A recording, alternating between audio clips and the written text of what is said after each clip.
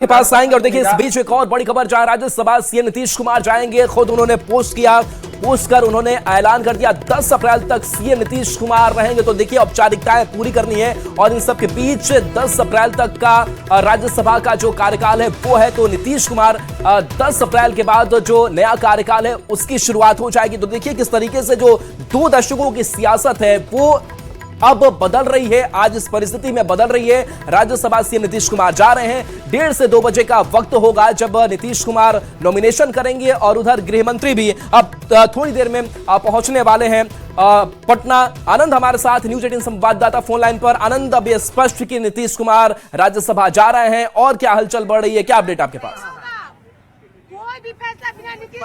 देखिए बिल्कुल, देखिए अभी हमारे साथ कार्यकर्ता ही मौजूद हैं। अब तो नीतीश कुमार ने ही ट्वीट करके बोल दिया कि भाई वो राज्यसभा जाना चाहते हैं। देखिए मैं पूरे बिहार की जनता है जो कि पटना आने की तैयारी में है, लोग चल पड़े। चाहत साहब की हो सकती है, चाहत कि हम राज्यसभा जाए, उनकी चाहत है, लेकिन जनता की चाहत है माननीय नेता के नाम पे जो है मुख्यमंत्री का चेहरा पे बने थे 25 से 30 फिर से नीतीश, वो नीतीश कुमार को जनता जो है जब नीतीश कुमार ने ही फैसला कर लिया तो अपन के फैसला, लेकिन जनता की फैसला सर्वमान्य है ना। जनता अभी पूरे बिहार की जनता जो है रोड पे आने का काम कर रही है। अभी पटना में लाखों की संख्या में पूरे बिहार से जनता जो है यहाँ पटना पहुंच रही है। अभी तक आप लोग कहे कि नीतीश कुमार जो फैसला करेंगे वो मान्य होगा, लेकिन जब नीतीश कुमार ने फैसला कर लिया तब आप नाराज? ठीक है, नीतीश कुमार ये फैसला कर लेंगे, हम फांसी लगा लेंगे तो हम लोग का मन होगा, लगाने देंगे ऐसा नहीं होगा। हम लोग आज तक बर्दाश्त किए, 1995 से संघर्ष किया हम लोग। हमारा मानना है कि नीतीश कुमार जी ने ट्वीट किया है, ठीक है, वो जनप्रतिनिधि थे, जनता की बात, उनके कार्यकर्ता की बात उनको सुननी होगी। वो हमारे पिता है, क्या उनकी चाहत है? उनको महिलाओं ने वोट किया, हमारा भी मत सुनेंगे, ऐसा नहीं होता। उनके चेहरे में वोट गिरा है। आप जाके होली के इन प्लान प्लॉटिंग जो आप कर रहे हैं, ऐसा नहीं हो सकता। माननीय मुख्यमंत्री नीतीश कुमार थे, हैं और रहेंगे, उनको कोई नहीं हटा सकता। जिंदाबाद जिंदाबाद जिंदाबाद जिंदाबाद जिंदाबाद। निशांत कुमार को लेकर आप लोग क्या सोचते हैं? निशांत जी हमारे साथ थे और हैं, लेकिन सक्रिय रूप करने के लिए और बिहार सरकार का जो है मेरा रिश्ता, पुराने रिश्ता ही बने रहेंगे।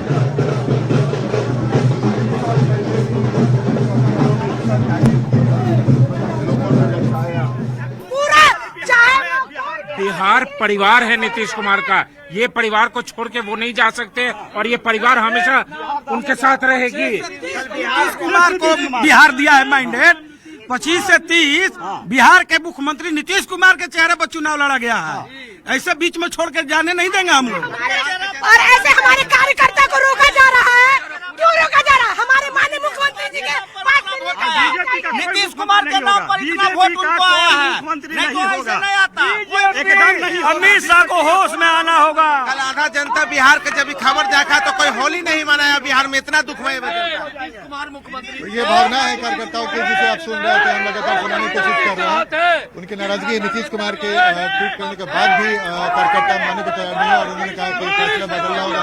बहरहाल अब तक को कोई भेज नहीं सकता, वो अपने मन से गए हैं, आगे भी ये सरकार चलेगी उन्हीं के मन से। और चलिए बिल्कुल दिवाकर तिवारी जी भी हमारे साथ फोन लाइन पर जुड़ गए हैं। दिवाकर जी, सबसे पहले हमने बताया, इस बात की चर्चा की कि राज्यसभा जा रहे हैं मुख्यमंत्री नीतीश कुमार और खुद आज पोस्ट भी सामने आ गया, तस्वीर बिल्कुल साफ हो गई। पहली प्रतिक्रिया आपकी क्या?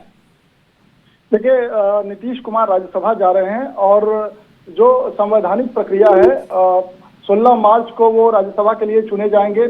राज्यसभा के लिए चुने जाने के बाद भी वो जब तक राज्यसभा के सदस्य के तौर पे शपथ नहीं लेते हैं वो मुख्यमंत्री पद पर बरकरार रहेंगे। जैसे ही वो राज्यसभा सदस्य के तौर पे शपथ लेते हैं, उन्हें किसी एक सदन की सदस्यता छोड़ देनी होगी। ऐसी स्थिति में वो विधान परिषद के सदस्य नहीं रहेंगे।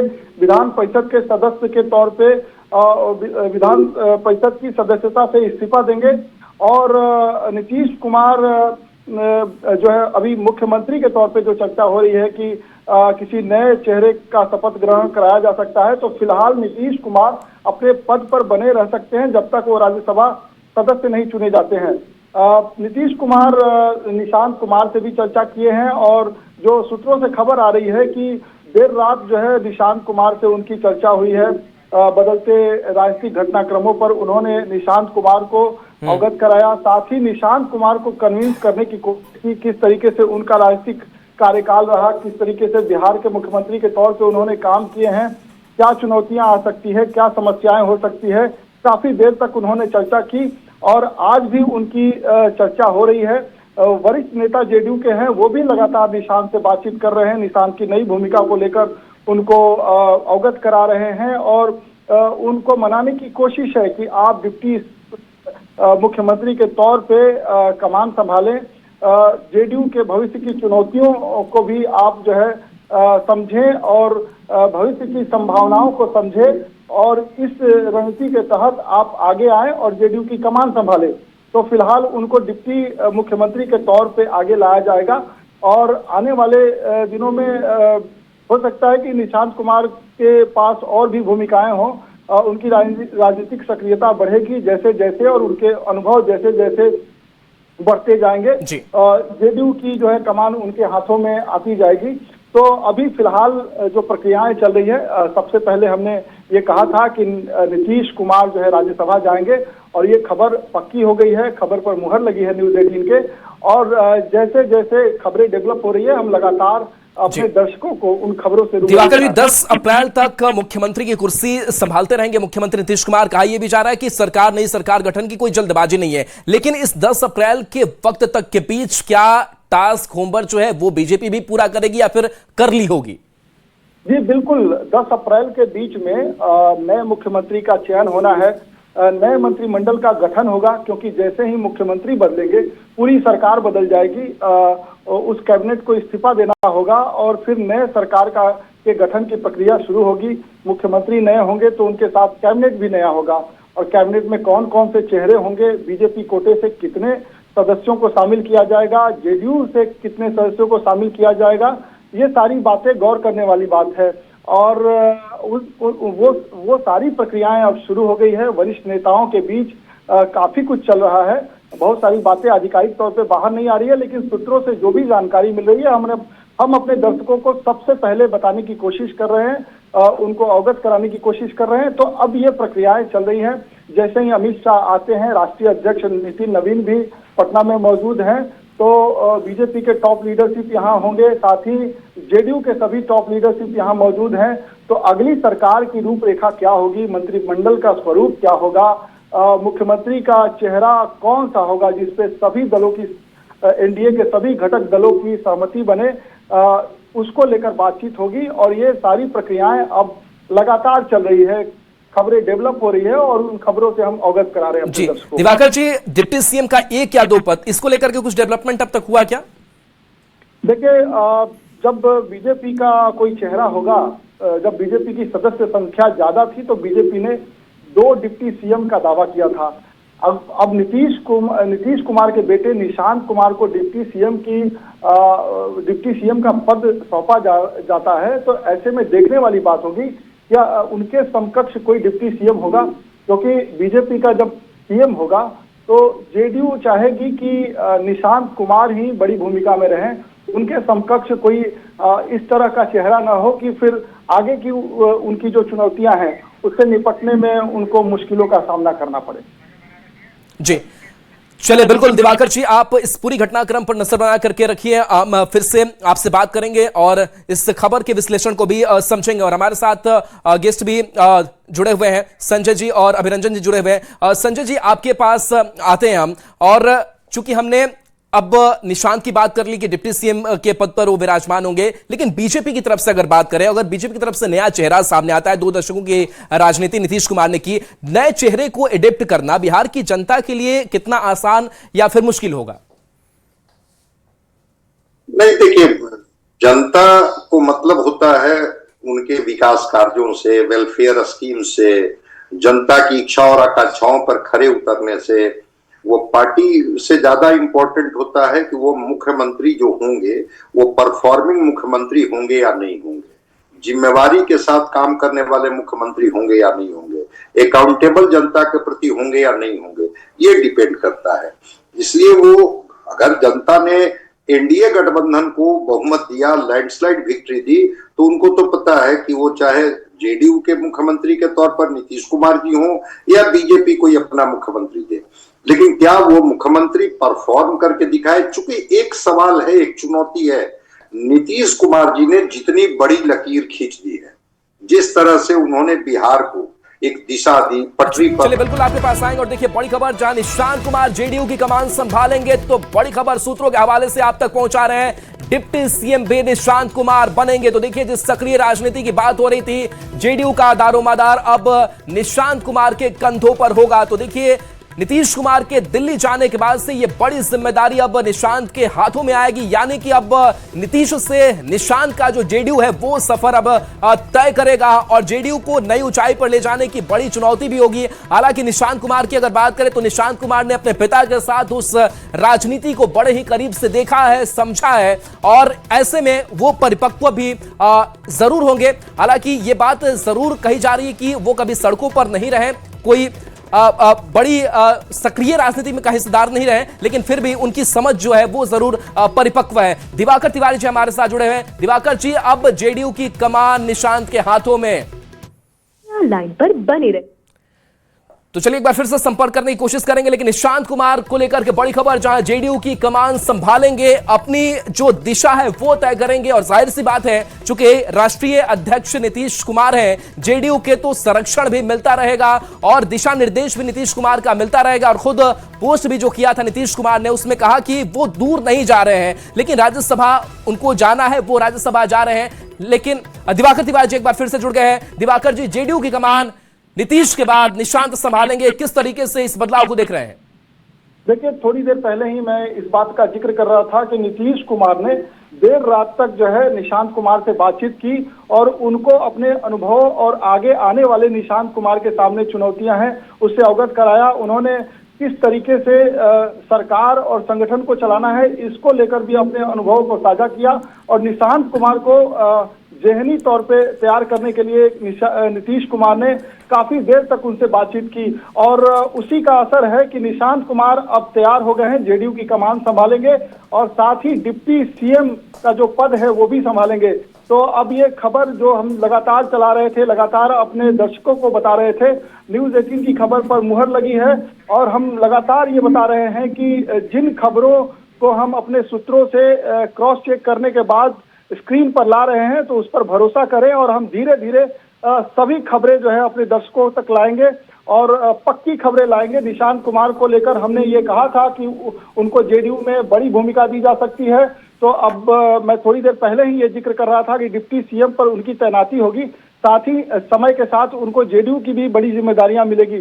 तो अब ये साफ हो गया है कि नीतीश कुमार राज्यसभा जाएंगे, डिप्टी सीएम पद पर निशांत कुमार बैठेंगे और बीजेपी का कोई नया चेहरा, उसको लेकर अभी कोई आधिकारिक जानकारी नहीं मिली है, लेकिन खबर के दो पहलू जो हैं वो साफ हो गए हैं। जी बिल्कुल दिवाकर, अब तो देखिए जिस तरीके से खबर मिल रही है कि निशांत कुमार को बड़ी जिम्मेदारी दी जाएगी, लेकिन जो सवाल है यही कि निशांत कुमार को क्या ये पॉलिटिकल जो ब्रेक थ्रू मिल रहा है कि अचानक से उन्होंने कभी पॉलिटिक्स में वो नहीं आए, इतनी बड़ी जिम्मेदारी नहीं संभाली और अगर जो खबर मिल रही है कि डिप्टी सीएम का उनको पद दिया जा सकता है तो एक बहुत बड़ी जिम्मेदारी होगी निशांत के लिए। जी बिल्कुल, कई ऐसे अगर राजनीतिक इतिहास में झांकने की कोशिश करें तो मेरा खुद का तजुर्बा रहा है कि जब हेमंत सोरेन को मैंने पहली बार देखा था कि वो डिप्टी सीएम बने थे और बाद में मुख्यमंत्री बने थे, तो उनकी पार्टी में बहुत सारी कठिनाइयां थी, बहुत सारे पुराने लॉर्ड के लीडर्स थे जो शिबू सोरेन के साथ हुआ करते थे, उनके फैसलों पर सवाल खड़ा करते थे, इंटरनल बैठकें होती थी, उसमें कहीं ना कहीं हर्डल क्रिएट किया करते थे। लेकिन धीरे धीरे हेमंत सोरेन का तजुर्बा बढ़ता गया और आज देखिए कि हेमंत सोरेन सर्वमान्य नेता हैं। उन्होंने ना सिर्फ अपने पार्टी का दायरा बढ़ाया बल्कि वो सर्वसम्मति से मुख्यमंत्री बने। तो ऐसे में निशांत कुमार के लिए भी कठिन राह नहीं होगी, उनके अभिभावक के तौर पे पिता खुद मौजूद रहेंगे और जहां कुछ निशांत कुमार के सामने चुनौतियां होंगी, नीतीश कुमार अपने अनुभव से उन चुनौतियों को सुलझाने की जरूर जो है तरकीब जो है अपने बेटे निशांत कुमार को देंगे।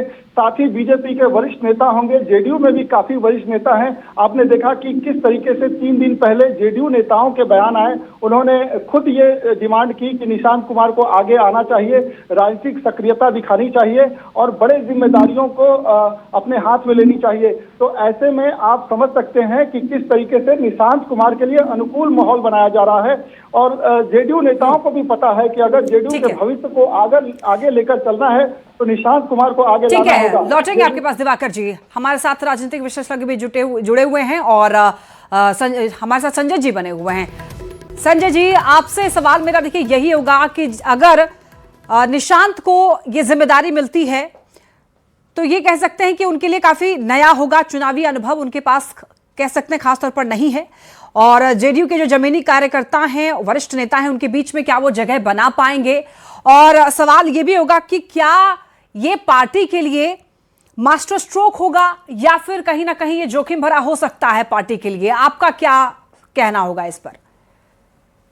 नहीं, पार्टी के लिए एक सही निर्णय होगा, क्योंकि निशांत कुमार को तो पार्टी के ही लोग तो मांग कर रहे थे कि निशांत कुमार को पार्टी में लाया जाए, उनको कोई बड़ी जिम्मेवारी दी जाए। और मैं कई बार कहा हूं कि पार्टी में जो कई पावर सेंटर बने हुए थे, निशांत कुमार के आने से क्या होगा कि वो डाइल्यूट होगा, वो चीजें थोड़ी स्मूथ होगी, और वहां जो थोड़ा बहुत भी इधर उधर की हो रही थी बातें, अब निशांत के नाम पर सब लोग एक हो जाएंगे। तो निशांत कुमार को पार्टी में लाना एक सही कदम मैं मानता हूं कि पार्टी को एक सही वक्त पर सही जिम्मेवारी दी गई है। रह गई बात जो प्रशासनिक अनुभव का, सरकार चलाने का अनुभव का, तो निशांत कुमार तो अपने पिता के साथ ही मुख्यमंत्री आवास में रहे हैं, वो सारी प्रशासनिक गतिविधियों को देखते रहे हैं। ठीक है, उनका सीधे इंटरफेरेंस नहीं था, लेकिन कैसे सरकार चलती है, सरकार को कैसे निर्देशित किया जाता है, जनता के प्रति अकाउंटेबल कैसे रहा जाता है, इस चीज को तो वो बचपन से ही देख रहे हैं। तो मुझे लगता है अभी संजय जी आप बने रहिए, लौटेंगे आपके पास। जो बड़ी खबर है वो दर्शकों तक पहुंचा दे। देखिए, गृह मंत्री अमित शाह से जुड़ी ये खबर है। बताया जा रहा है कि नीतीश कुमार से अमित शाह मुलाकात करने वाले हैं, सीएम आवास जाएंगे अमित शाह। तो खबर यह है कि 12 बजे के करीब अमित शाह पहुंच जाएंगे पटना और उसके बाद नामांकन से पहले वो मुलाकात करेंगे सीएम नीतीश से। बताते चले आपको, नितिन नवीन से भी मुलाकात करने वाले हैं गृह मंत्री अमित शाह। 11 बजे खबर ये थी कि पटना के लिए वो रवाना हो जाएंगे। एयरपोर्ट से नितिन नवीन के आवास भी जाने वाले हैं।